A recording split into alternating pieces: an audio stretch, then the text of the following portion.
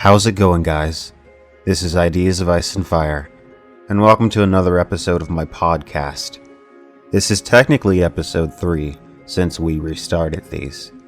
If you missed the other episodes, feel free to look on my channel in the playlist labeled IOIAFCAST, and that's short for Ideas of Ice and Fire Cast, if you didn't realize. If you're not subscribed, feel free to go ahead and do so. And what you get on my channel is different videos discussing fantasy and sci-fi books. Also, if you enjoy this channel, please consider supporting it on Patreon. Patrons get early access to audio for videos, early scripts for videos that are in the making, and even entirely exclusive videos that aren't on YouTube at all, discussing a range of topics including A Song of Ice and Fire, It by Stephen King, H.P. Lovecraft, and Dune.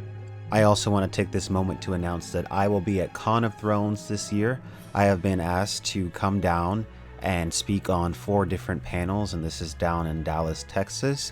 My schedule is posted on my Twitter, and it's also on the screen right now, and you can also find it on Facebook. So if you're in the area, you're going to the con, you can come and see me. Check the website to see the different times that I'm going to be on. Alright, now that we got all that out of the way, today we're going to be talking about George R.R. Martin and the genius that went into him making his A Song of Ice and Fire series. And we're going to take a look back at the books to admire and discuss the effort and detail that went into them. Right. So September 20th, 1948, George Raymond Martin is born. He later, in Catholic tradition, takes on the saint name Richard, making him George R.R. Martin. He did this to emulate J.R.R. Tolkien. In 1991, the image of the wolf cubs in the snow suddenly appears in his mind, and from that single image, the Song of Ice and Fire is born. When George R.R. Martin was growing up, his family was very poor, so they never really traveled anywhere, but he did live near a port.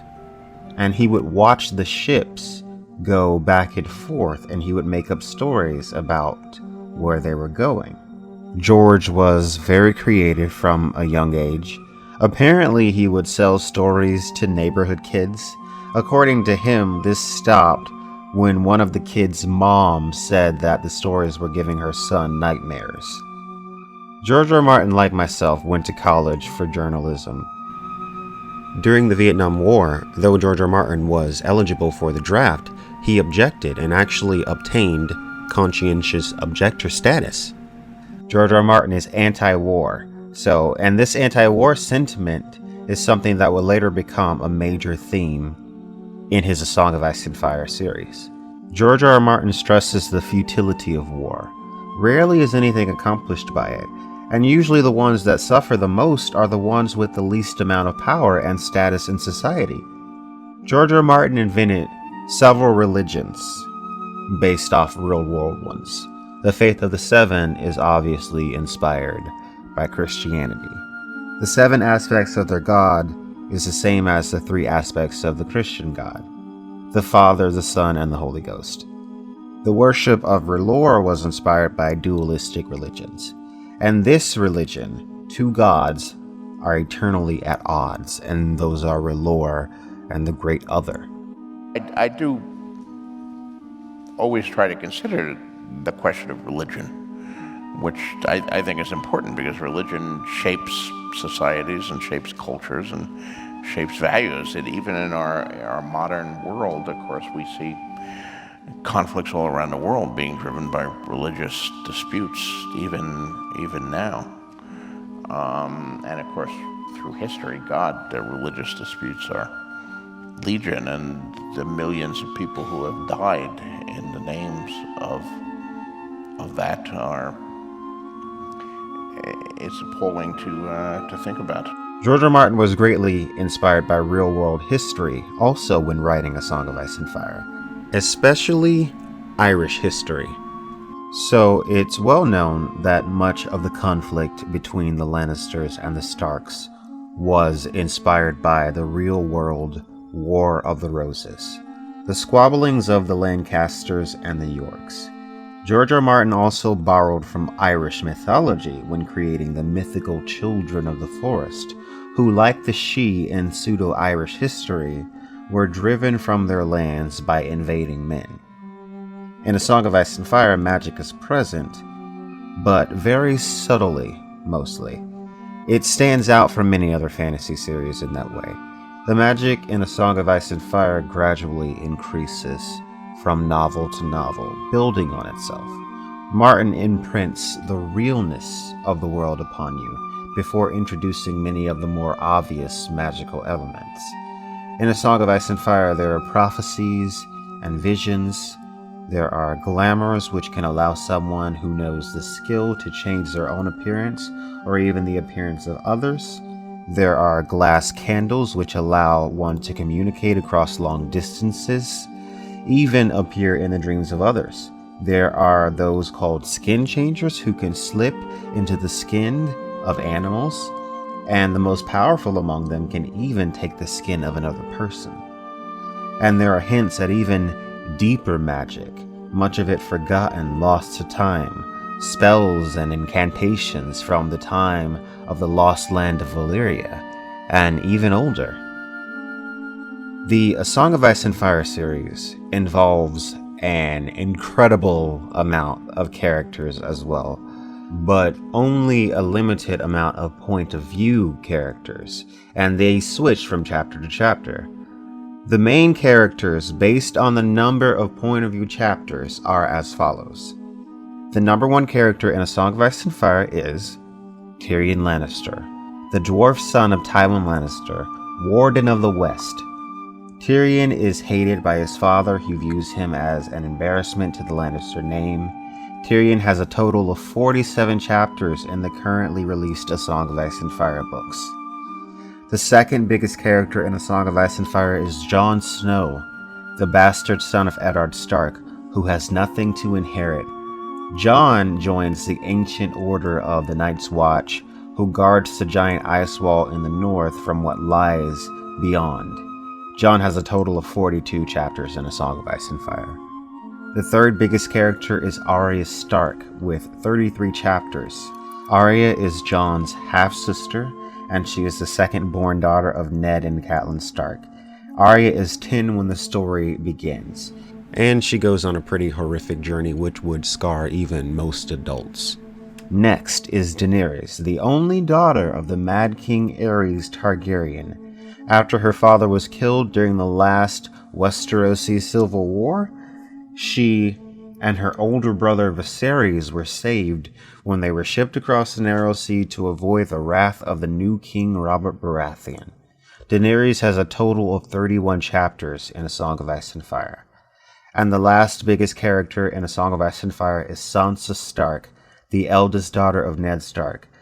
She has been trained her entire life to be a lady of nobility and grace. Her innocence is shattered when she is introduced over and over again to the truth about the nature of the world. Sansa has a total of 24 chapters in A Song of Ice and Fire. So those are the top 5 characters in A Song of Ice and Fire based on number of POV chapters. A Song of Ice and Fire takes place on 2 continents mainly. Well, completely.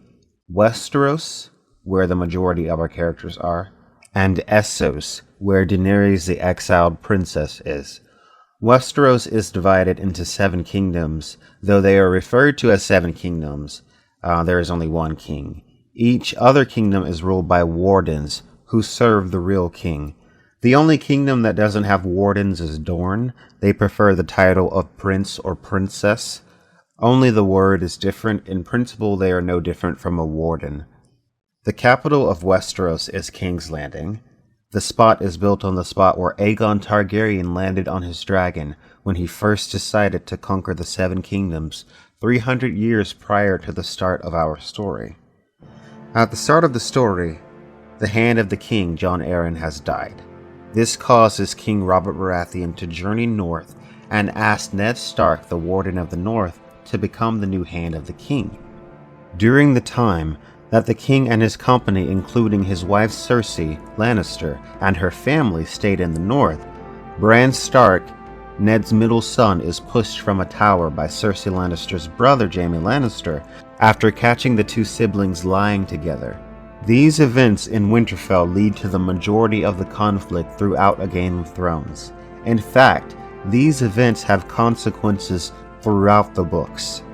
The tensions between the Lannisters and the Starks builds to the point of Ned Stark being executed by the new king Joffrey Baratheon, the secret son of Jaime Lannister and his sister the Queen Cersei. This leads to Ned Stark's eldest son in the north rebelling against the throne, and this squabbling among the great houses continues throughout the series. Meanwhile, greater threats arise from both ends of the world. In the far east, Daenerys Targaryen has birthed 3 dragons, the only dragons in the world.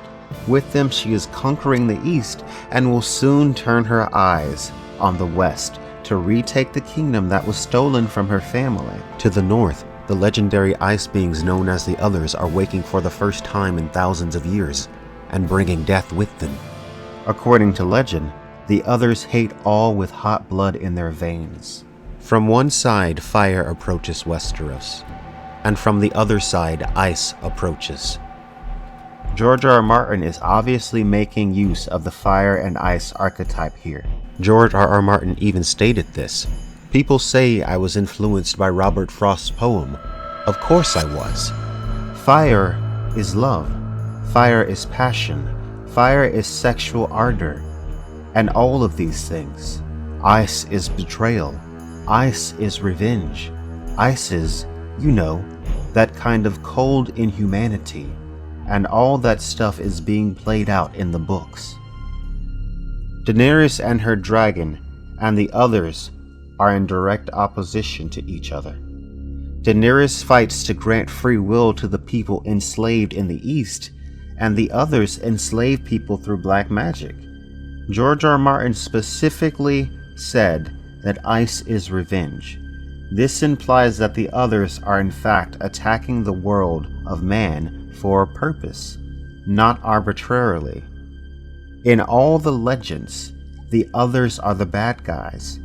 They attacked the world of men 8,000 years ago and were pushed back only when the Children of the Forest intervened.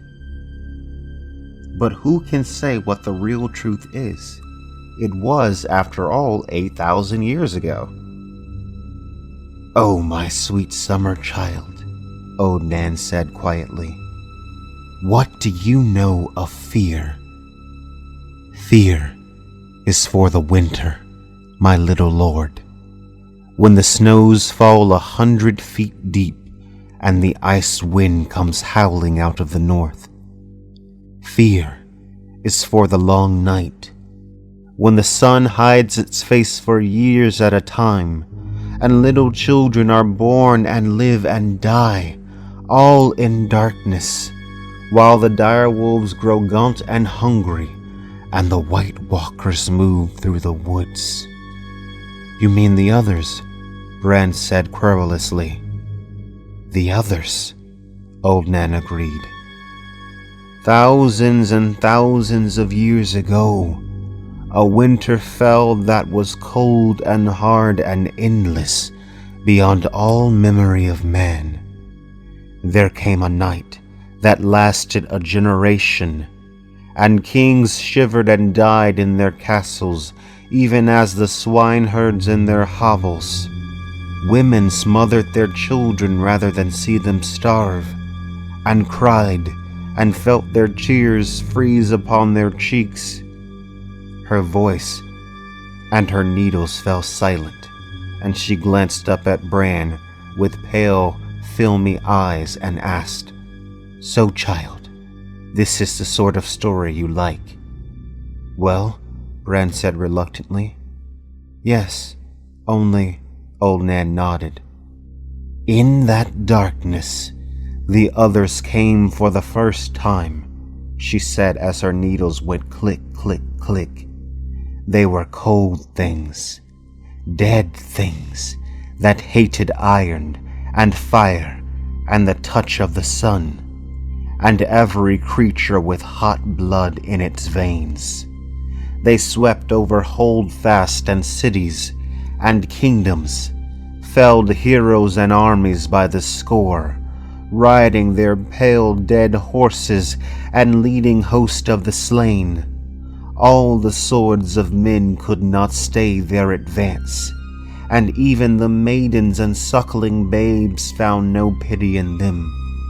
They hunted the maids through frozen forest, and fed their dead servants on the flesh of human children. Her voice had dropped very low, almost to a whisper, and Brand found himself leaning forward to listen. Now these were the days before the Andals came, and long before the women fled across the narrow sea from the cities of the Rhoyne, and the 100 kingdoms of those times were the kingdoms of the first men who had taken these lands from the children of the forest. Yet here and there, in the fastness of the woods, the children still lived in their wooden cities and hollow hills, and the faces in the trees kept watch. So as cold and death filled the earth, the last hero determined to seek out the children in the hopes that their ancient magics could win back what the armies of men had lost. He set out into the Deadlands with a sword, a horse, a dog, and a dozen companions. For years he searched, until he despaired of ever finding the children of the forest in their secret cities. One by one, his friends died, his horse, and finally even his dog, and his sword froze so hard the blade snapped when he tried to use it. And the other smelled the hot blood in him, and came silent on his trail, stalking him with packs of pale white spiders, big as hounds. One day we'll hear the end of Old Nan's story, I hope. But until that moment, we can only imagine what the legend says became of the last hero when he encountered the others. If I had to imagine, I would guess at the point where the others were coming for him and his sword shattered, that was the point where the children showed up and saved him, warded off those others, and took him, and he became, perhaps, the first person to sit the Green Seer throne. I know I have a few theories about the Green Seer throne, but perhaps it was the last hero. Like, who was this guy anyways? Why did he think that he could find the children of the forest? Maybe he was a warg, maybe he was a skin changer, maybe he was a Green Seer that had green dreams which led him to the children of the forest, and then he sat the werewood throne. I don't know, that's merely speculation. But the point is, who knows for sure how much of what we've been told about the others is truly accurate? From the times we have encountered the others in the books, they definitely seem to be intelligent. In the beginning of the book, they allow one member of the Night's Watch who witnesses his companions being slaughtered to escape, perhaps to spread the word of their return. The reason that the others are returning still remains vague, however, but it is peculiar that they return at a similar time as the dragons do. If I had to make a prediction, I would say that we are witnessing the death rattle of magic in this world. For years it has waned, and we are seeing the final explosion of magic before it is gone from the world forever. I predict that we will continue to see it increase, but in the end it will fade and die. There is no room left in the world that men have made for magic. This is actually a very common idea in fantasy. You find it all over the place, in The Lord of the Rings, and The Mist of Avalon, many other places. And by the way, I definitely recommend The Mist of Avalon. It's a really cool take on the Arthurian legends, and I'm certain that George R. R. Martin has read it because many elements that are in A Song of Ice and Fire are also in The Mist of Avalon. I'm certain that George R. R. Martin has read it merely based off of the way that he writes female characters and the way they're portrayed in his story. The Mist of Avalon is told exclusively from a feminine perspective. George R. R. Martin has a lot of very strong, powerful POV female characters, living in a world dominated by men. If you want to know more about the Mist of Avalon, check out the video that I just did on the Mist of Avalon, where I discussed the first part in the story, which is titled The Mistress of Magic, and that is on my channel. A Song of Ice and Fire possesses many of the common fantasy archetypes. Loyal retainers, witches, but a lot of these are turned on their heads. There's also quest and odes. One of my favorite odes is the one that Jojen and Mira read, swear, before Brandon Stark. To Winterfell we pledge the faith of grey water, they say together. Hearth and hearth, harvest we yield up to you, my lord. Our swords and spears and arrows are yours to command. Grant mercy to our weak, help to our helpless, and justice to all, and we shall never fail you. I swear it by earth and water, said the boy in green. I swear it by bronze and iron, said his sister. We swear it by ice and fire, they finished together. Here's another example of George R. Martin drenching his story in symbolism. The reeds invoke earthly symbolism when swearing allegiance to Brandon Stark. Earth, water, bronze, fire, ice, they are people of nature and ultimately will stand on the side of nature against man. Jojen doesn't even once question whether or not they should trust the three-eyed crow. There really seems to be an almost kind of blind trust going on here. I definitely think that Jojen knew he was going to die. I don't know if he always knew how, but I do think he found out at some point during the journey, because the last time we see him in A Dance with Dragons, he does seem to be a little bit afraid of what lies for him in the future. Martin really doesn't like to show us too much. And that's the main reason that I think he uses POV characters and that style for the chapters with a limited viewpoint. Because since their viewpoint is limited, the reader has limited viewpoint. And it makes the world that much more mysterious and strange because we don't know everything. We don't always know when what we're seeing is magic or trickery. We don't ever really know when someone is good or bad. Much of the time, no one is good or bad. Everyone is in the middle. Good or bad are matters of perspective. And this is a divergence from a lot of classic fantasy, where you have a definite good guy and a definite bad guy. And it's just another reason why I really enjoyed this series so much. I think at some point I have called Brienne my favorite character, and she is definitely very high on my list. I love her chapters in A Feast for Crows specifically. I think that she is such a tragic and tormented character, and she really goes through a lot just because of the way she is and not wanting to conform to society's arbitrary rules.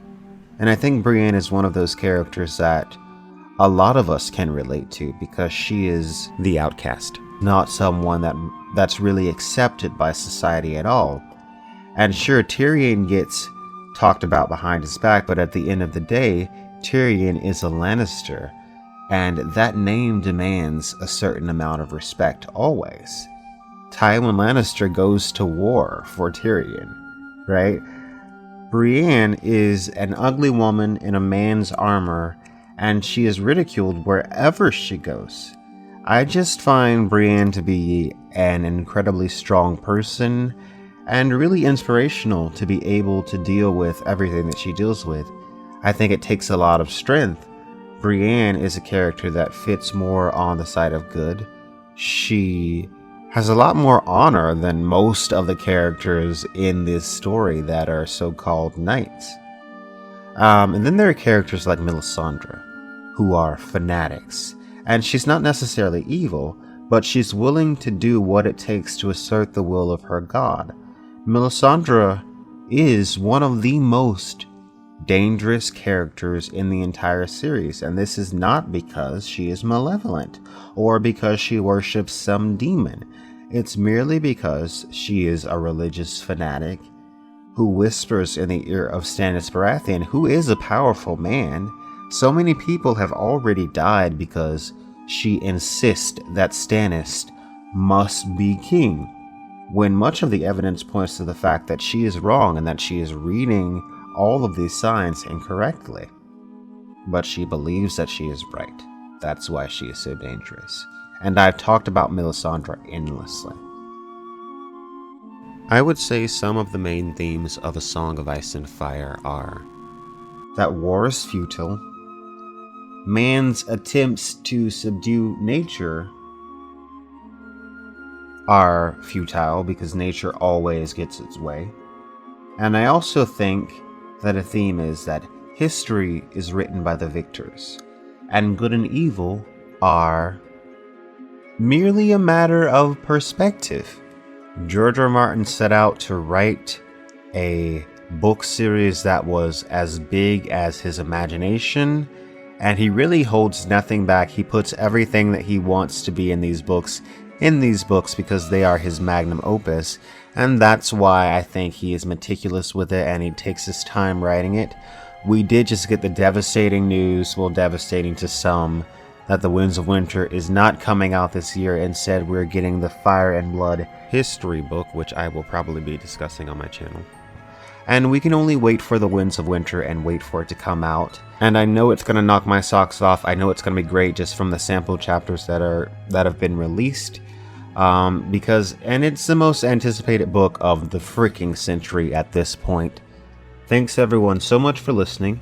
If you enjoy this podcast, please leave a like, comment your thoughts in the comment section below, and please consider supporting this channel on Patreon. For as little as $1 a month, you can get all the content that goes up on there. So come join us on Patreon. Pretty soon, I think I'm going to start doing Patreon-only live streams.